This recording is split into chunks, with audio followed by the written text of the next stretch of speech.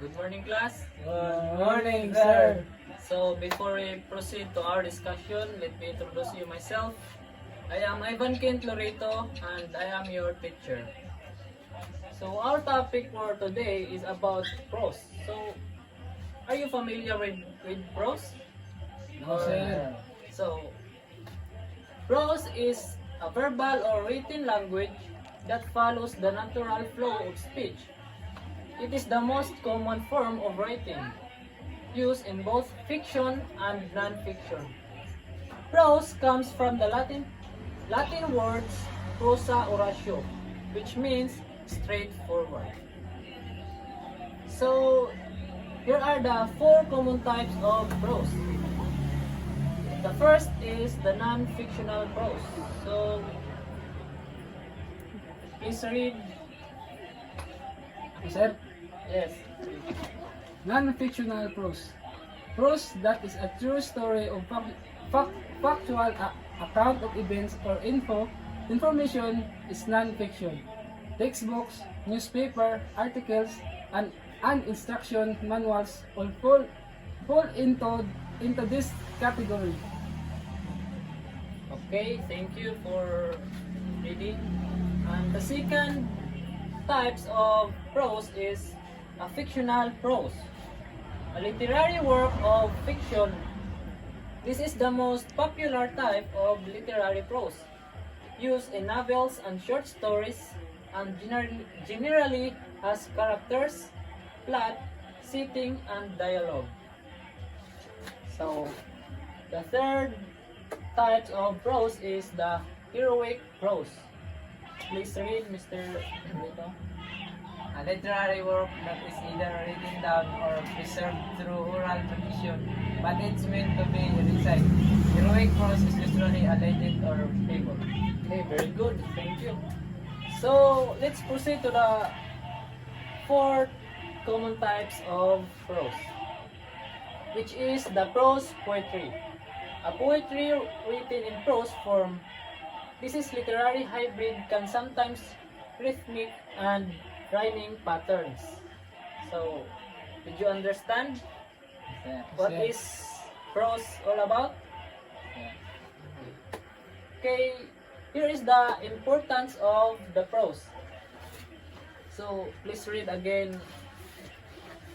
In literature, the basic purpose of prose in writing is to convey an idea, deliver information, or tell a story. It is the way a writer fulfills her basic promise to a reader to deliver a story with characters, setting, conflict, plot, and a final playoff. Okay, very good. So, regarding to our topic for this morning, so I will ask you a question regarding to this topic if you really understand our discussion in this morning. So, for you, what is prose? Okay, thank you, sir. For me, prose is a verbal or writing language that follows the natural flow of speech. Okay, very good. So, for you, what is the importance of prose? The importance of prose is the convey an idea, deliver information, or tell a story. Okay, thank you. I think you understand about this topic, so I will give you a quiz. So, I have here the summary of the example of prose entitled May Day Eve by Nick Joaquin. So, please listen carefully so that you can understand and answer the quiz later.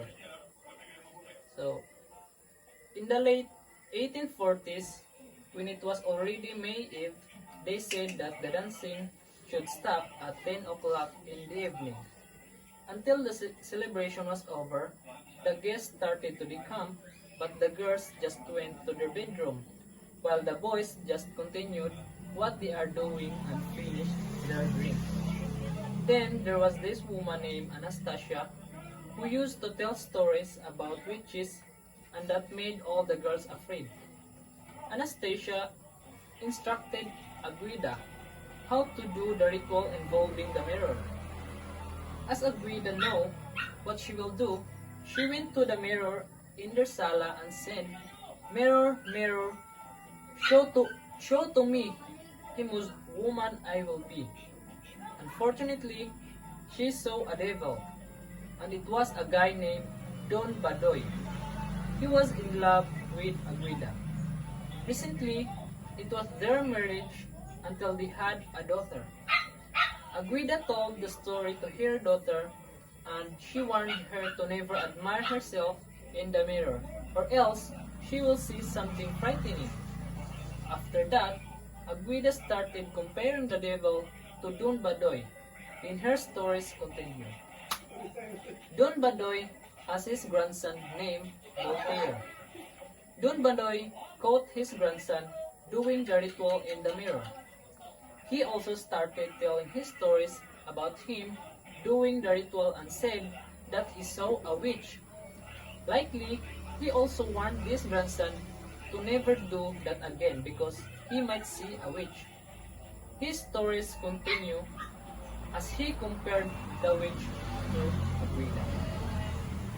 So, okay, let's have a quiz.